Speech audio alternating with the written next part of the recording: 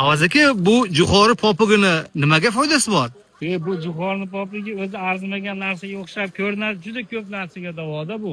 Aha. Buni sog'lom odam ham ichib turishi kerak.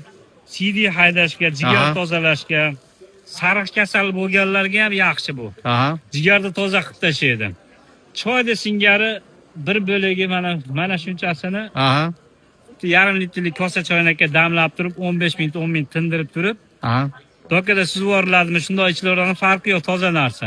Bu bozorchi sifatiga ko'p eshitganmisiz mana shu narsadan foyda ko'rganini? Bu yosh katta odamlar ham ichsa, oyoq ishishlik, CD haydashlikka juda yaxshi foydasi bor. Jigarga ham foydasi ko'p. Jigarga ham foydasi. Buyrakka ham, ha? Buyrakka, jigarga, CD haydashga, oyoq ishish, yosh kattalar qo'l ishishlar bo'ladi. Shularga zo'r foyda beradi. Ofitsiallik kasal bo'lish ham shart emas buni ichishini. Sog'lom odam ham ichish kerak buni. Rahmat. Yaxshi narsa, zo'r narsa. Gap yo'q.